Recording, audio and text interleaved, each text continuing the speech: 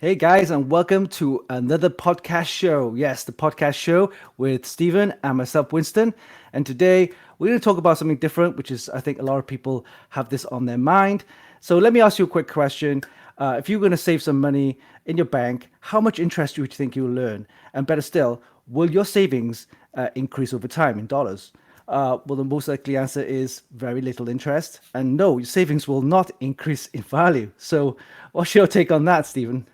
Well, I know that for a fact that in Canada, some of the most competitive interest rates for savings accounts are really only like 0.5% or even 0.25%. We know that compound interest is amazing, but even at those rates, you'll never retire. So what do we do, Winston? So, how do we take control of our finances and make our savings work harder for you? Well, the simple answer is look into cryptocurrencies.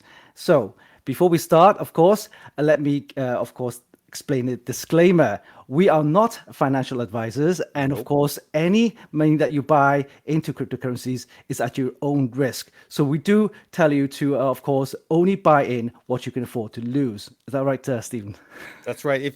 If this means that you can't eat if you lose this money next month, just don't do it, okay? We would feel terrible, all right? However, crypto can be something that you can nibble on and buy what you can afford. And I think that's very sound advice, Winston.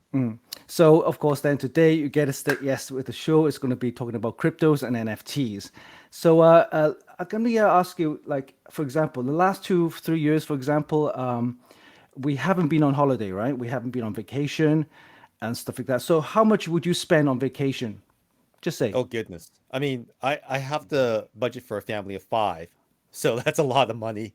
you're looking at And least $2,000 to $3,000, right, or oh, more. easily. And All that's right. that's that's probably a cheap vacation considering I mean, a Disneyland would probably be more like five, Yeah. and that would be only a short period of time that we could go versus a camping trip might be 1,000, right? Exactly. So, for example, if you actually spent that $4,000 to $5,000 on a vacation, of course, the last 2 years we haven't been able to travel. Travel restrictions, of course, with COVID and stuff like that. So, imagine you could use that money, which you're going to spend anyway, put into cryptos, and I bet you that $4,000 to $5,000 over the period of say a year will increase.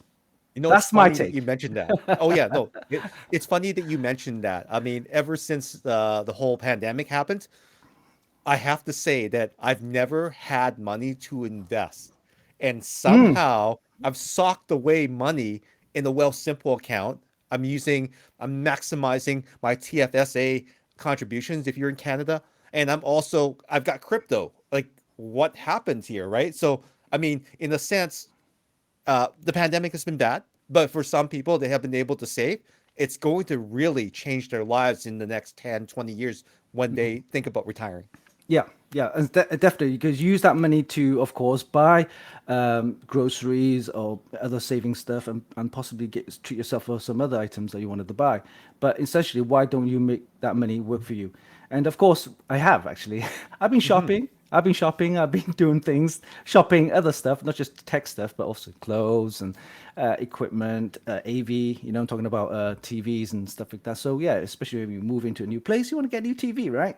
And Yeah. the TVs and Best Buy. I went to Best Buy. So Best Buy, I never actually been to Best Buy because the first time I've been to Best Buy is in Canada, and if you're living in UK or in Hong Kong and stuff like that, you never go to these super big mega store where you could see all of the electronic consumer products. And I thought, wait, this is pretty cool. So very similar to in the UK, like a Dixon's or a Curry's, they have Mm. that similar, but not as big as because you got plenty of space in Canada, especially in the US as well. Best Buy. So you got one section, literally TVs and TVs and TVs, like different brands, and even like 70-inch, 80-inch TVs, and you wouldn't be able to Yeah. display that in Hong Kong. But in the UK as well, you got the all that kind of electronics. So it was interesting. Went to Best Buy, and of course using the cryptocurrencies I earned actually to invest in a TV, and that's what I did. A bit of shopping. Yeah. It's interesting how this stuff can grow, can cycle. I mean, it's been one of the more intriguing investments that people have been making in addition to and this isn't just the only thing that you can use to invest in a cryptocurrency. You can also use ETFs, right? ETFs are very interesting because you can hold them inside of your TFSA, which is your save, like it's basically a tax-free savings account, TFSA, Yeah. and you can actually have these ETFs inside grow with the market for Bitcoin, for Ethereum, for NFTs, which we'll get into later on, Mhm. and they grow tax-free in these accounts. That means if you put $1,000 in and you made 10 grand within the year, you don't get taxed on that within this account, which is amazing. Yeah, so that is basically something similar to the UK. They have something called ISA, Mm. investment savings account, and where it's tax free, and you're allowed, I think, up to a maximum of £20,000 per account for that year, and That's then you very generous. yeah, and then That's very you generous. just leave it in there, and you can buy and sell whatever stocks and cryptos and stuff like that, and then that goes into just savings. And if you Wow. earn whatever, that's all tax free. But That's do look great. into it. I think some of the banks do offer those kind of savings accounts, and we'll look into that in another show. But okay, let's take a look and say what is cryptocurrency. So in layman's terms, cryptocurrency is literally a digital form of a currency. It's virtual, so you don't get physical dollars or anything like that. And the cryptocurrencies go is I think way back in like 15 years ago was the original was Bitcoin, right? So Yes. Bitcoin, and how I remember Bitcoin was when people were playing World of Warcraft and other games like that, and they were trading weapons. So you want to go to a certain level, I need a better shield, or I need a better blade or a sword. And people say, "Hey, I got that sword, I don't need it. So you want to buy it?" So okay. Back then they only had PayPal, but then PayPal it wasn't like quick enough, and not everybody had PayPal accounts. So yeah, okay, I'll sell it for like 2 Bitcoins, 3 Bitcoins. Back then. Oh my God. Yeah, I mean, people were like buying like virtual weapons with virtual currency because PayPal was still Yeah. dollar currency, right? So in the Jeez. world of gaming, people were just using bitcoins to trade weapons and things like that for going to the next level, whatever the game was. And Remember that guy that bought a pizza for like a Bitcoin? Isn't he like kicking himself right now? I mean, I get it. It's a proof of concept. I can buy a pizza, but that pizza shop must be closed and they must be balling right now. I think he paid 150 bitcoins for it though. Oh my God. That's hindsight is 2020. But go on, Winston.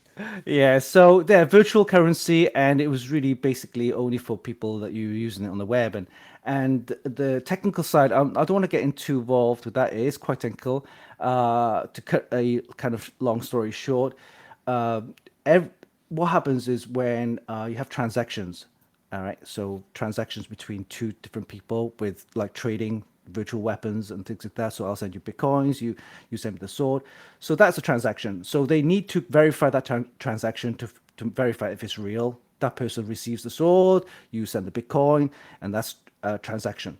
So Bitcoin, the whole thing behind it is that it's transaction verification. And how do you verify transactions? I'm talking millions and millions of transactions around the world, virtually. And in order to verify that, they need to use the algorithm to make sure that's all transacted correctly, securely, and so on. And basically, you need computers to do that. So computers, you download the mining. So the mining basically get a portion of the blockchain. So blockchain is like a ledger. So the Hmm. blockchain is stored somewhere in the cloud.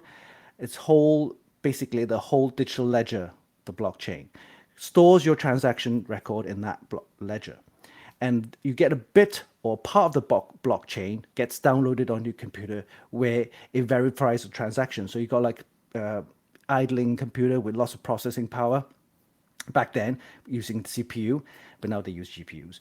Hmm. The CPU, so they verify the transactions, complete the algorithms or the whatever tasks that they're supposed to complete, and then it's sent back to the blockchain, and that's complete.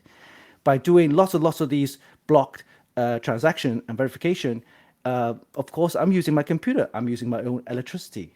I'm using hardware that I need to buy. To get awarded for your work, they award you bitcoins. And Hmm. that is the mining part. That's technical. So you don't need to worry about that. But for us now, to be honest with you, it's not virtually financially viable or doesn't make any financial sense to actually buy hardware to mine bitcoins. because It's not as easy as it used to be, yeah, right? it I used mean, to be it's gotten easy harder.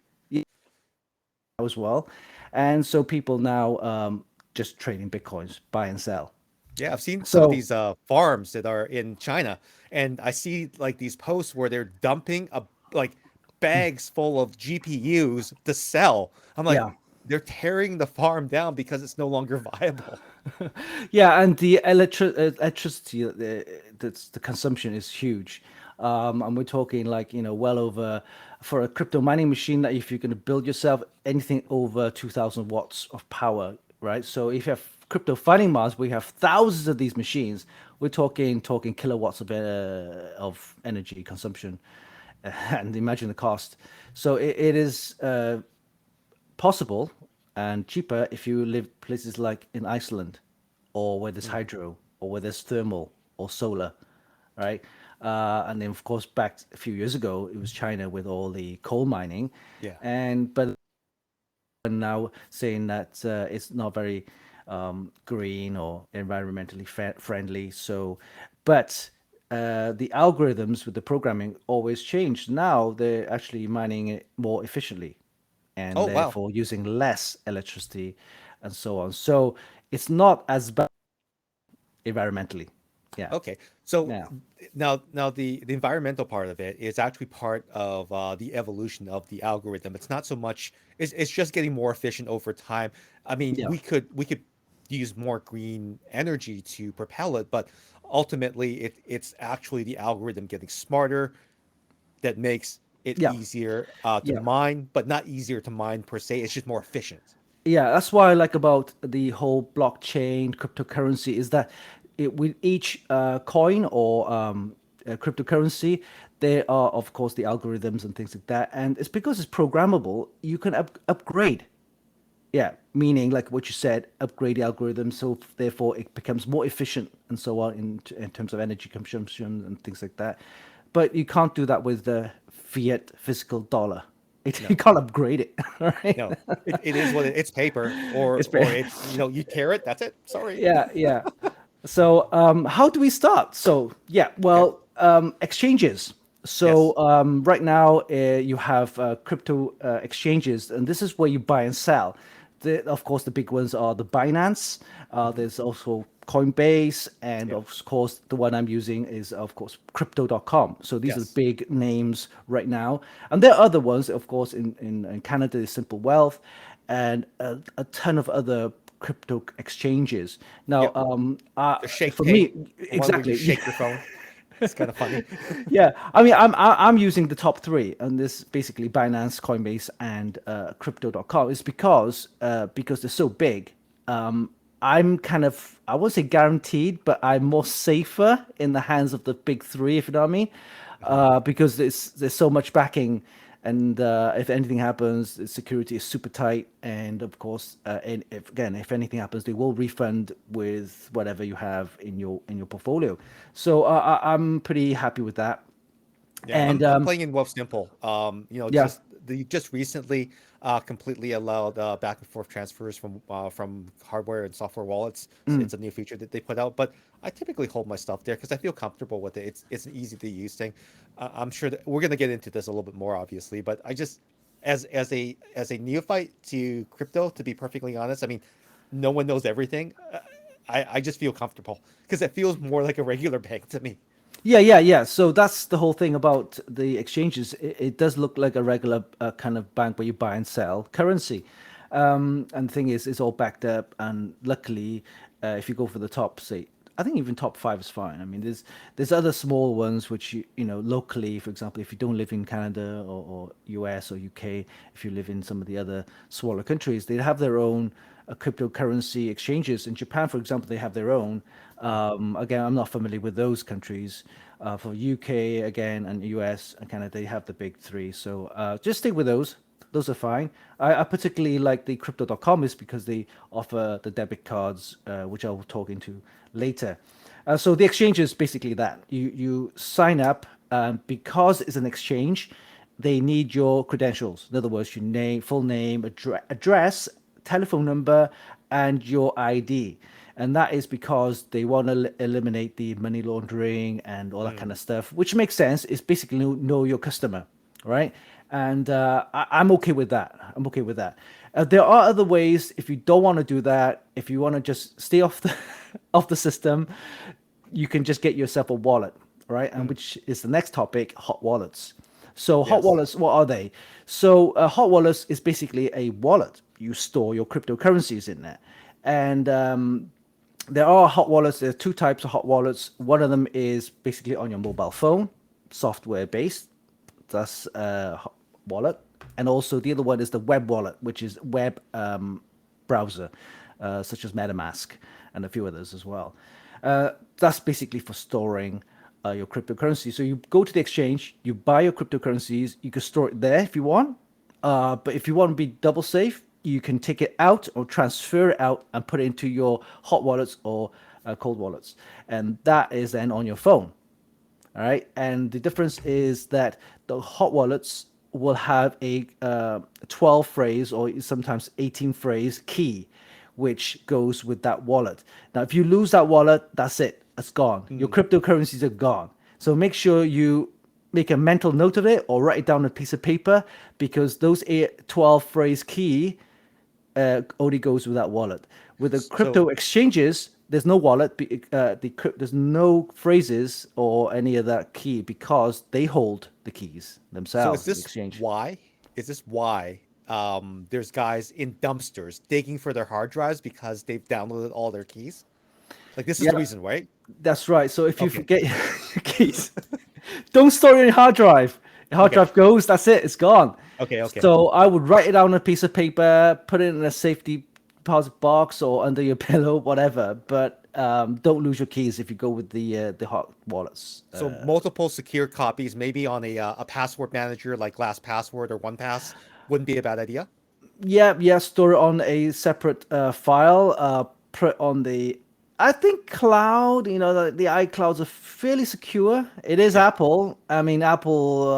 Their security is very tight. So even if you try to access a cloud or the iCloud file, it prompts you on the iPhone, say, "Hey, someone's accessing your iCloud. Is it you?" And you have to punch in this code. So very unlikely that someone can hack that unless they get into your password. Even if you put in your password, they'll say, Yeah. "Hey, this device is not recognized." So you need to still punch in that code. So you can store your own iCloud. That's something up to you.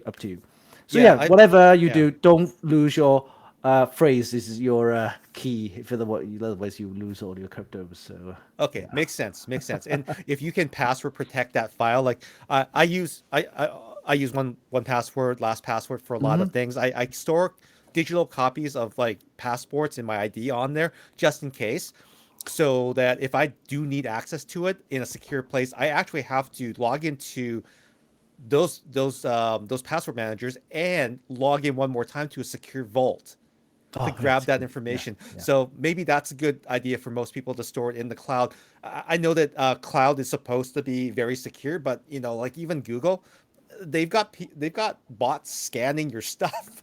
So I kind of wonder about that, to be perfectly honest. But maybe I'm paranoid.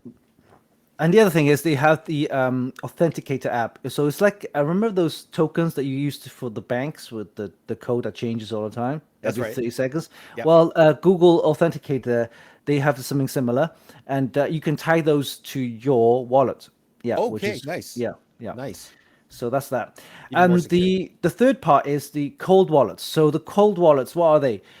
Very similar to hot wallets, but exactly physically out, like for example, a USB, right? So USB stick with the crypto codes and stuff like that is actually stored on the USB rather than on your phone or on the browser on your computer or your hard drive.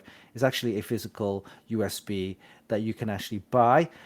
Two brands that I know of which are really good, Ledger and Tracer, Mm. and these are basically USB drives specifically for storing your cryptos. Again, it comes with a 12 or sometimes 18 phrase key. Again, don't lose that, otherwise your cryptos are gone.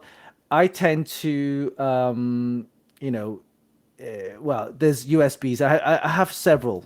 So I have a USB key. I also have the hot wallets, and of course keep the exchange. And I tend to use the exchanges just for buying and selling. I have a little bit of there, but it's just, for example, if a good way to kind of maximize your earnings is always by the dips. So when it Yeah. dips, buy in a little bit, whatever you can afford. And of course, if you hit your target, you have a goal that you want to, achieve. Hit that goal, you can sell some, and then take it out, put it into your cold wallet or your hot wallet. So And again, we're not financial experts, and I'm just asking you this question here. Is there a certain percentage that you should be buying these dips at? Like, is there like a threshold? Like, should we always be buying at 1%, 5%, 10%, based on the market? Like, what's a good rule of thumb, or is there one?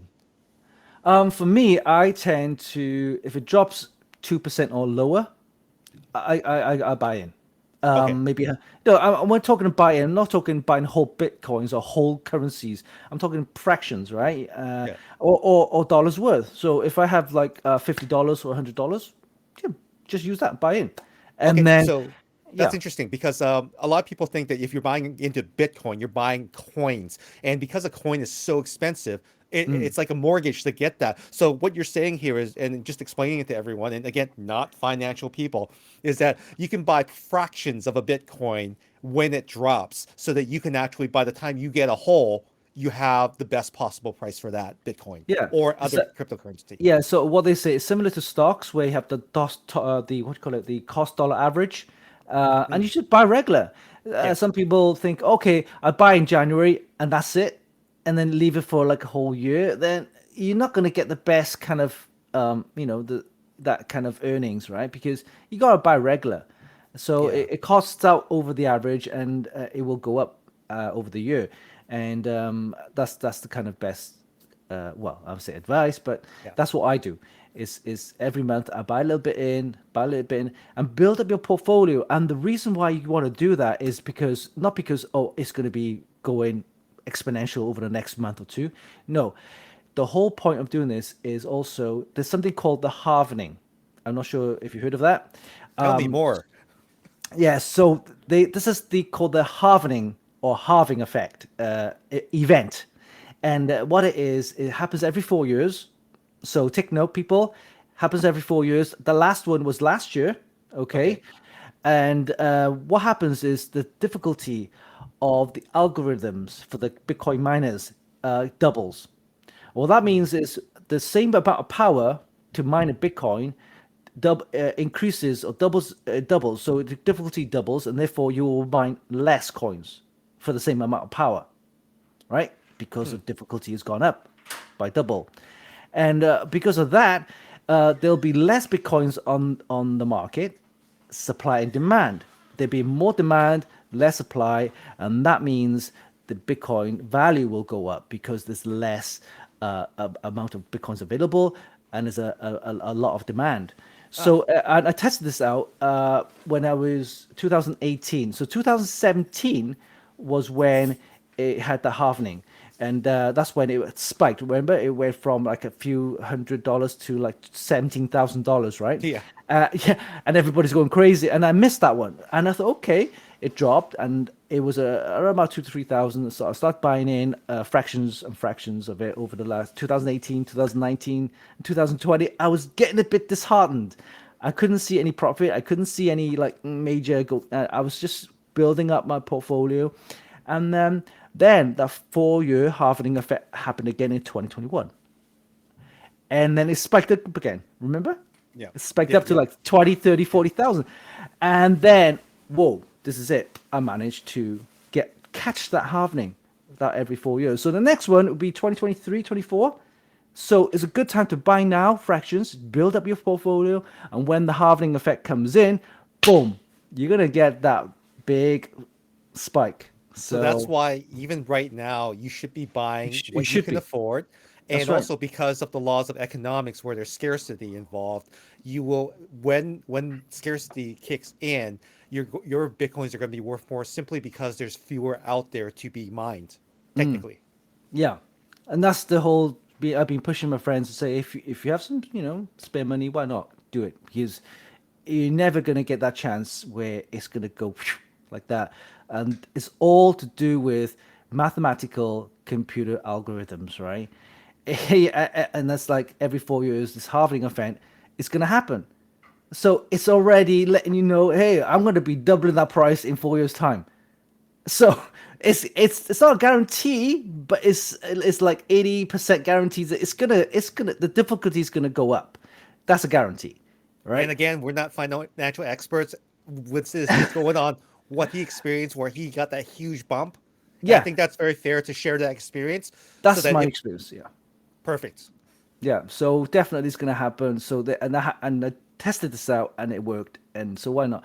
But you gotta have patience. You don't get disheartened because it was one time where it's gonna say, well, there's nothing's happening. I was gonna just sell it all and forget it. But do not sell. I had an experience where Dogecoin, I got it for very very cheap. It was like 0.0003 cents, whatever. Yep. It was literally I bought $1,000 worth of Dogecoin, and that was December, I think a year ago, 2 years ago, Yep. at $1,000 and had 300,000 Dogecoins, right? That's 1,000 US That's a dollars. lot. I had a 300,000 Dogecoins. And I thought, great, I'll let it ride. And then about a month later, it doubled in price and I earned $2,000. I thought, okay, great, man. So I sold it. There was I that sold one it. that But 3 months oh later, it went 30 times. yes. I would have Yes. had, from $1,000 investment on Dogecoin, I would have had over 100,000 US.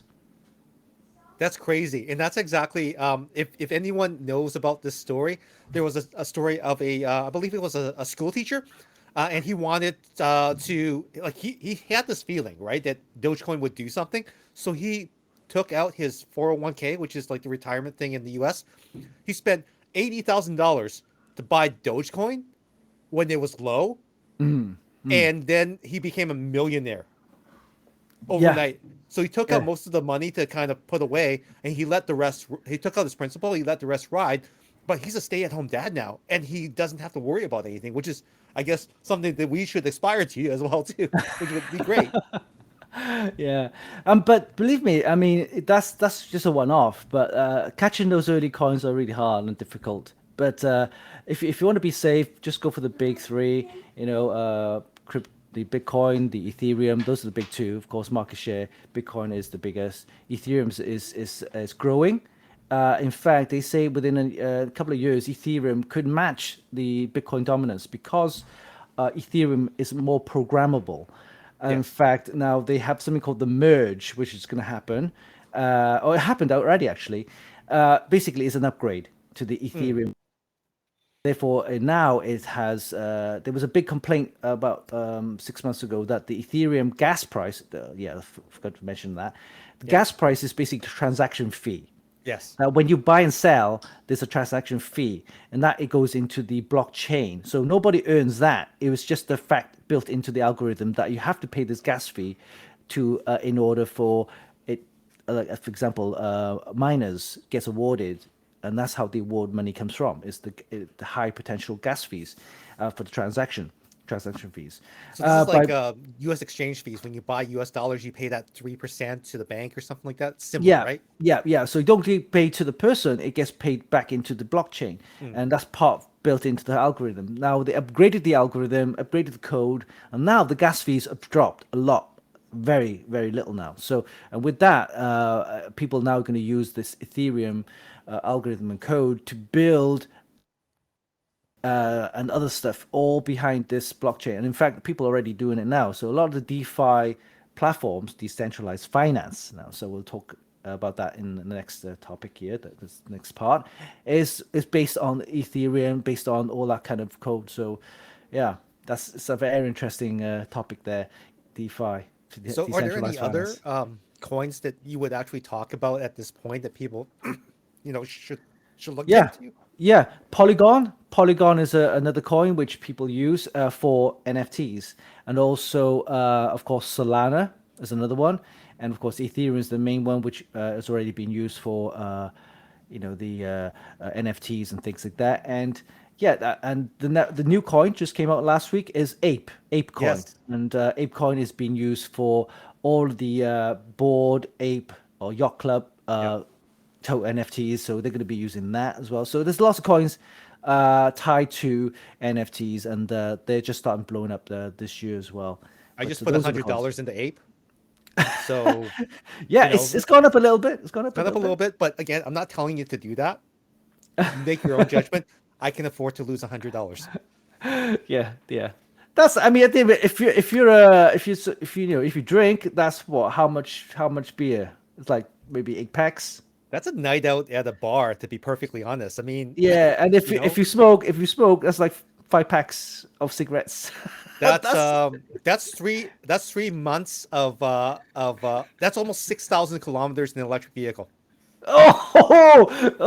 okay. Maybe you need to save up that then. But yeah, we'll talk about EVs in the It's an next upcoming episode. show. Don't you worry. Yeah. All right. So the show is still looking for a sponsor, and if you're interested in the topics that we talk about, and if you want to help us in any way, then of course Stephen and I would be very much appreciated. But yeah, definitely looking for sponsors for the show, and yeah, we'll of course cover some of the topics that you're interested, and as well as giving it out to the listeners out there. And Yeah. if you want to sponsor us, all you need to do is hit that subscribe button, like this podcast, and definitely comment. I mean, we're taking your comments. We want to include them into the shows. They might not be the shows that we start with, but definitely we're taking into consideration all your comments because we read them. I mean, we're not too fancy that we have millions of subscribers where we can't get to all your comments right now. So Yeah. we'll be answering them personally, and we'll give our little take and spin on everything like that. And if we're wrong, we're wrong. Point that out to us and let us know. We can all learn to be better. Yeah, definitely. Of course, with the comments and stuff like that, we could actually do some prize giveaways, courtesy, of course, from our sponsors and things like that. So if we get that, we'll let you know. Right on.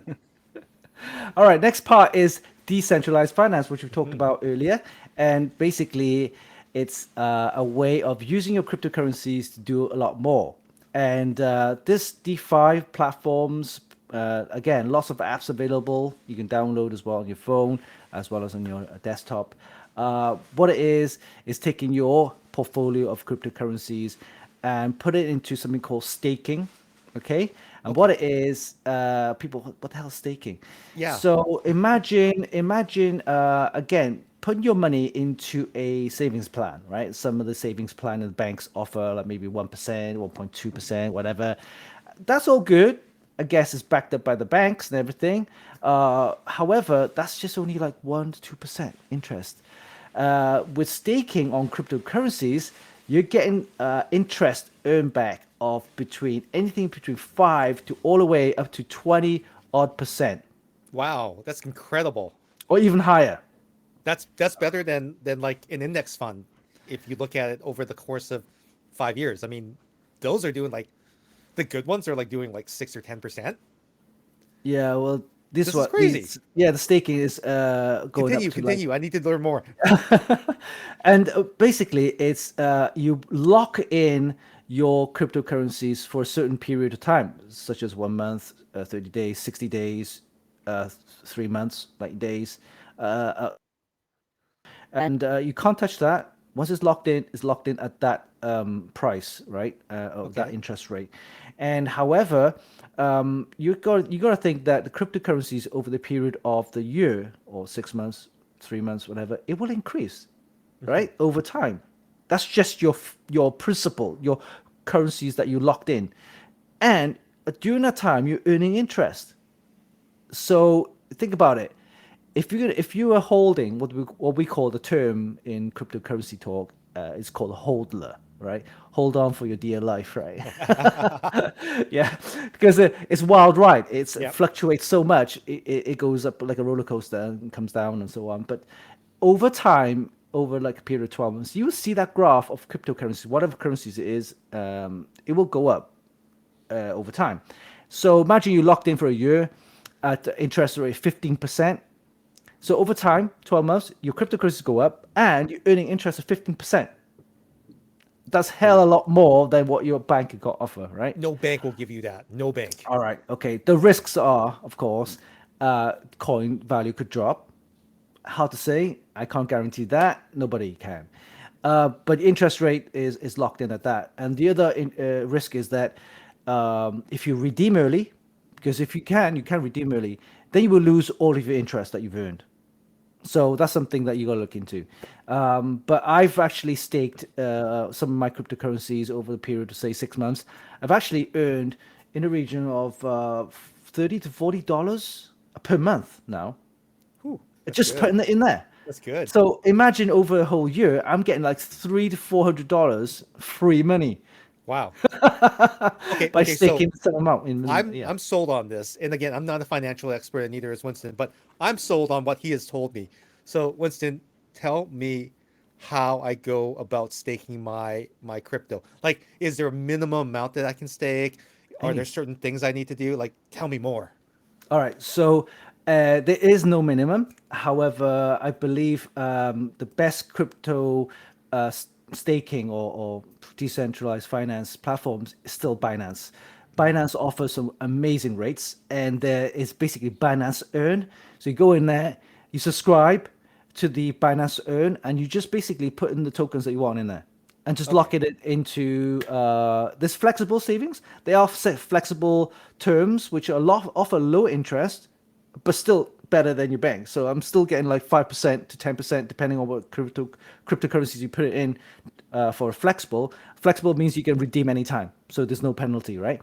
Okay. The higher interest, where you earn up to 15, 20, 30%, whatever, that's locked in, say, usually 30 days, 60 days, 90 days, and so on. You can't touch that. It's locked in. Okay. All right, so Binance is a good platform for that. Crypto.com offers some. They call it the crypto earn. There's other ones. There's DeFi platforms. There's a few. The one I'm using also, I believe, is called Nexo, Okay. Nexo. I think they're Swiss based. Again, you transfer cryptocurrencies into the platform, and then you start earning interest, and it's automatic. You don't need to like, oh, I've earned $5 over the month. You don't need to restake that in. It's automatically restaked. So it's Okay. compounding. It's compounding. Yeah. Wow. So there's a ton of these DeFi platforms out there. Look into them. That's why the banks are scared. They If you think should about it, be. right? Yeah. Why am I staking my or putting my money into bank savings account? Of course, you got the protection there from the bank, from the government, and so on. And you might have interest. What do you call it? The tax free savings, but also the interest that you can get from the DeFi platforms, and also it's cryptocurrency. If you're holding long term, you're going to be earning a lot more. And so banks are scared, and I can see why. It's funny that you mentioned that. Just a little while ago, I was working on something. I came across a conversation where a verified financial expert, like this is someone that's licensed to do stocks and bonds and to help you with your financial planning. They got really upset that some people were talking about crypto because and the guy made a bunch of points like, oh, it's not the bank, it's not insured, blah blah blah blah blah. I think he's more worried about his own business than he is what is best for his client at that point, right? I mean, yes, there's inherent risk, but what you're holding as well too, if you have risky stocks, that's also inherently risky as well too. Exactly. Yeah, it's very similar to stocks. However, it's different in terms that it's basically at your very own risk that you put into cryptos. But I believe it is the future because the blockchain technology it's there, right? There's no getting out. It's not going to stop all of a sudden. The technology it's behind all this crypto technology. It's blockchain. Yeah. It's already out there, and it can only get better because of the upgrades and things like that. You can improve on the code and the algorithms. The banking system is outdated. It's outdated. Mm. Imagine like 30 years ago when the internet first came out. People would think, "What the fuck's that? You know, how do you get? What's this all about? This not gonna last. Nobody's going on No. the internet." And then boom, the internet is part of everyday life now. And Yeah. so with cryptocurrencies, it's gonna be the future. So why not Wow. invest now and believe in it? Because us tech people understand how technology grows, and it what it could improve or Two, it could just blow up. But by looking at the way crypto works and the blockchain, is that it's community driven. There's consensus. There's people who actually vote on how the blockchain will further develop. It's not Yeah. when government say, "Oh, this is how it's done," no questions, and go on. It is, And it, this it's wow. all open source. People actually vote on how the technology grows. And that vote, those votes are potentially anonymous as well too. So it's not like there's no politics behind that person, right? I mean, Exactly, it's and no this, politics. yeah, Yeah. okay. So that's a huge thing, right? Because if in order for something to grow, it needs to grow like anonymously, right? So if all the things that go into it are pure and there's no like even though the one person that's saying that this should be done, you don't know who that person is because you don't know what's behind it. So there's a little bit of cloak and dagger there, but I think overall, it it grows organically Yeah, in a yeah, sense, right? exactly. Yeah. I'll get back to the finance part, the decentralized finance. When I talked about staking and Yeah. of course earning interest, the other part is if you have cryptos in your portfolio, you could actually take a loan, and the collateral is Okay. your crypto portfolio. So if I had $1,000 of Bitcoin Yeah. in my portfolio, I can actually take a loan out of $1,000 based on the value of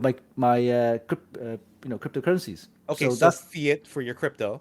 yeah. So that's another form. I've looked into that. It's not really my thing, but people do that as well. Okay. And finally, crypto debit cards is again very simple. Some platforms such as crypto.com, Nexo also. There's a few others you want to look into it. It's they offer crypto debit cards, and basically it's a top-up card. So it's not a credit card.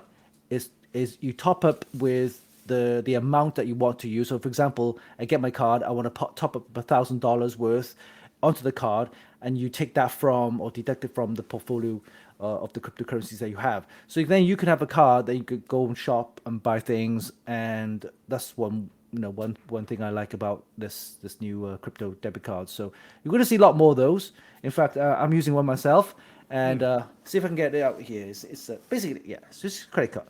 So Okay. you won't see my here you go. This is the yeah, this is the crypto.com one. Yeah. Okay. Yeah. And basically it's tap and go. You can just order stuff online as well, and it deducts the amount from your account of your platform, your software, your app, so on. But So isn't that a little bit dangerous? I mean, we know that crypto will grow. So if the undisciplined investor goes and buys crypto, and then they're, I mean, this is a is it a yeah, bad idea?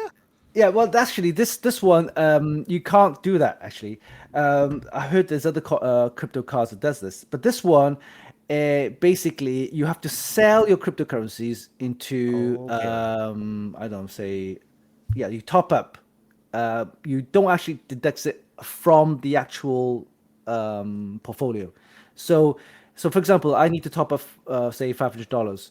So Yeah. I have to sell my cryptocurrencies, $500 worth, and then put it into this card. So Okay. it don't directly deduct it from the portfolio of your cryptocurrencies. Yeah, I was very worried about that because this makes you think about, oh, you know what, that 500 could be 5,000 tomorrow. I really shouldn't do this, right? Yeah, yeah. So That's good. that's all the parts I want to talk about in terms of cryptocurrencies. Any other questions, Stephen, that you want to ask? You know what? I'm really interested in the staking. I mean, decentralized finance staking. I mean, this seems really easy to do. And the nice thing too is that if you have $2,000 in crypto, you could take $1,000 and put it in. And you know what? To be perfectly honest, 6 months doesn't seem like a long time to me.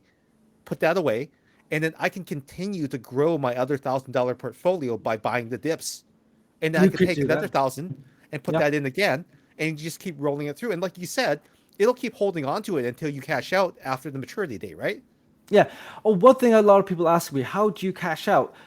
Yeah, The thing is, you really don't want to cash out unless you're desperate to, to buy something that, for example, I don't know, you're gonna get a new car or maybe a deposit for a house or something. But okay. honestly, you don't really need to take it out because the risk is, like I said, some of the experiences I had is like I cashed out early, and I lost out on the next 3 months growth when it just Yeah. went like 30 times.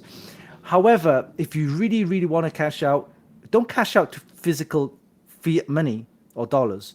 You just sell it back to USDT and and or stable coins. And what Yeah. stable coins? Stable coins are basically pegged to the dollar 1 to 1. So there's no fluctuations. It doesn't go up, it doesn't go down. It's pegged to the dollar 1 to 1. So if you have $500 worth of Bitcoin and you want to sell that, or you put in 500, it went up to 200, 750, for example. So you made $250 worth of profit, right? So, okay, Yeah. I'm going to keep that 500 in there. I want to take 250 out, sell that 250 into a stable coin such as USDT or USDC. There's a few others, but Okay. USDT is the biggest. And that is then $250 USDT. And it's 1 to 1 pegged to the dollar. And that doesn't happen, that doesn't do anything. It just stays 1 to 1. Okay. And that's the way to take profit out, leave it there. And then if it dips, then you use your $250 USDT to buy the extra cryptos. So you You get don't it? actually transfer it back to your wallet. You actually have to have this intermediary step before you can put it back in your wallet, technically. Yeah, no, it's already in the wallet. USDT is Okay. in the wallet, but I'm talking about taking it, cashing out and putting it into your bank. There's no Okay. need to do So that. this is the next Yeah. step before fiat, or you can transfer it directly to your wallet and keep it as a crypto investment. Yeah. Okay. So Okay. you could sell it completely, sell it to each wallet will have a fiat currency, USD, US Okay. dollar, Canadian dollars, British pounds, or Hong Kong dollar. If Okay. you sell that, that becomes physical fiat money, Yeah. right? But in your app, into your account, and then you can transfer that into your bank. You got to remember, if you do that though, there's tax stuff involved Yeah. because There's you made a also, profit. are there gas fees involved as well too for these things? I mean, there's certain different fees, right? Yeah, so within the app where you buy and sell, there shouldn't be much transaction fees. That's what I like about that, or very low transaction fees. It's only when you take the money out, put it into your bank, because you're physically converting cash from the account, the Yeah. apps, Yeah. to go into a physical bank, local bank. Again, Okay. I suggest don't do that unless you're very desperate for money. Just leave it in the platform, the app, sell to USDT to be safe. If Yeah. buy back do the dips and just let it roll, just let it That, roll. And the wow. good thing about the crypto debit cards is that it doesn't go into your bank. You don't need that extra step. You just put it into your top up with the card, just top it up and start spending. Wow, this is super interesting. Again, I've only scratched the surface because I'm just buying through Wealth Simple whatever I can afford every month.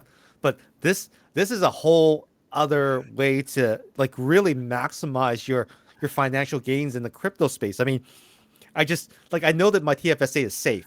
So I always buy like 10% of crypto to my TFSA. So I at least I have the rest of that protected by the banking system.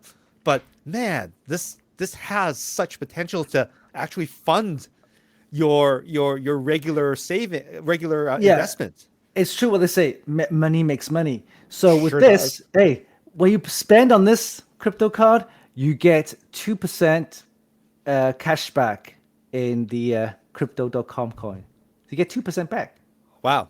So there's money on the back end and on the front end, and also for just putting it away for 90, maybe 6 months. I mean, that's not a long time. I mean, I've held my Bitcoin ETFs and I've held my Ethereum for way longer than that. I could have made 5 to 25%. And again, we're not financial experts or anything like that. Your returns may vary. Yeah, and when you do stake, it gets locked into say a month, 30 days, 60 days, or even 90 days. If it gets locked in, the it eliminates the urge to sell and buy cryptos because That's you're holding it. fantastic. Because imagine if it goes down, all right, you want to sell, but you can't because it's locked in. But then you know the fact that it's going to go back up, so Yeah. it kind of eliminates that urge to sell. Huh. So are you locked in? All right. I love this. This is cool. So you just got to look back and turn away. 3 months later, hey, it's maturing now. 3 months later, and then you still got your cryptos, the amount of cryptos. The dollar value could go up or down. It's hard to say, but you still Okay. got that amount of crypto, whatever coin that you're going to get. and yeah, you can carry on from there. You That's buy that's more, amazing. restake more. Yeah, yeah, Like this is okay. Well, this is obviously going to take a little bit of discipline because you just have to be a little bit disciplined and everything like that. But still, this is an opportunity for someone that, like I've got $5 here.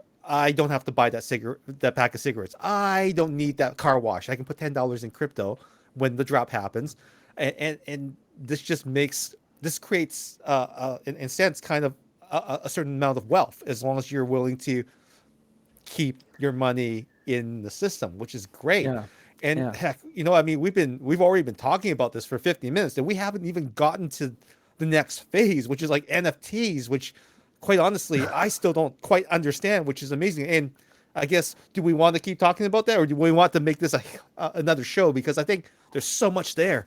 Yeah, I think we're gonna take that for our next show, NFTs. And what are NFTs? Non-fungible tokens, and this Yes. basically is digital artwork, music, or anything like that that is actually stored on the blockchain, right? And when you're So watching it's this episode, yeah, please make sure you leave your comments below. And again, Winston and I are not financial experts. We can't tell you what to do with your money, right? But that's but right. there's oh man, this is so exciting. Wow, Yeah. Winston, you've opened my eyes to a lot of really interesting things. Thank you. Yeah, so quickly, we'll cover the NFTs. Buying and selling can be done on Variable.com or OpenSea, and people thinking, "Oh, these NFTs so expensive. How does it happen? How do you earn money?" Well, you can actually buy NFTs at any time because you can actually link those platforms, Variable and OpenSea, to your hot wallets. You can actually link them, right? Once you link Wow. them, you could just basically just get any NFTs that you want to buy and use those wallets, hot wallets, to transfer the amount, and but away you go. You can start buying. Selling is a little bit different because you need to get into the community. People want to buy your NFT, and I'm still learning on that process. Hmm. But the other part of the NFT is people buy it for investment purposes. For example, I'm a big, for example, Jordan fan. I Yeah. would go for look for Jordan NFTs, and if I like that, I'll just buy it for myself. I don't really need to sell it, but there are people who sell NFTs, and how they do that is something called minting. Yeah, minting. Yes. So you mint an NFT. So when you mint an NFT, how do you mint?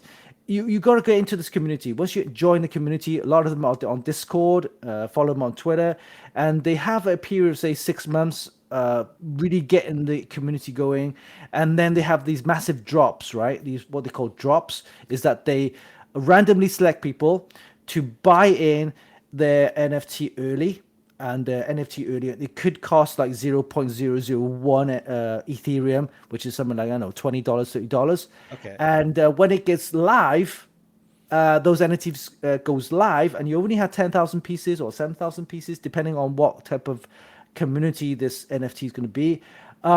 Then you bought it at $20, 0.00 whatever, Ethereum. When it goes live, boom, there's a shortage already because you only have 10,000 pieces, right? And you have a million people on your community, only 10,000 pieces, and people just want to buy it. And then the prices randomly or automatically will go up to, I don't know, 2 Ethereums, 3 Ethereums, 10 Ethereums, because people are so wanting that NFT. But you were early because you minted it, and you were chosen because you joined the community. That makes So sense? crypto and NFTs are strongly intertwined. They belong together. But understanding what crypto is first and playing in that space sets you up for success in the NFT space as well too. Yeah, I'm still learning on NFTs, and metaverse is another whole new ball game, which I'm still again learning. But for the last 3 years, 4 years, I've gone into crypto again. I'm a late starter, but still, I'm learning as we go along. And but definitely go for the three main exchanges. They tend to be safer. They have a lot more backing. Crypto.com, Coinbase, and of course Binance. Binance has a lot more with the staking involved, with staking, with locking your NFTs, your cryptos for earning interest. And Crypto.com offer the crypto debit cards, which are quite nice. That's So awesome. You know what, staking? I'm gonna have to try this out after the show is done. But like I can't wait for the NFT show. There's gonna be so much to talk about, and definitely leave those questions down below. I just can't wait. This is a very interesting space. Winston, thank you for putting together the show this week. This is Yeah, awesome. excellent. So talking about investments and stuff, I've actually invested in Tesla Oh, and a couple of other EV stocks. same, So same. EV is the future. So what do you It think? is. I think you're absolutely right. I think there's still a lot of challenges along the way, but like in the good old days where you wore the peanut hat and had the monocle and you were driving on your horses, the Model T is coming, Ford is coming, and nothing's going to stop it. How we get to the next phase, it's still so early, and I can't wait to talk more about it in our next show, which will be all about EVs. And some of the major players, and whether or not you should buy one now or whether you should wait. Yeah, yeah. So it's all about EV in the next 3 to 4 years. Hopefully, I'll be getting one myself. Who Hey, knows? I'm with you, and we'll go for one of those cross Canada drives and challenge ourselves. Yeah, yeah, definitely. Okay, so So, yeah, go on. I'm Steven, at Steven Fung on Twitter, and also at Steven Fung on Instagram.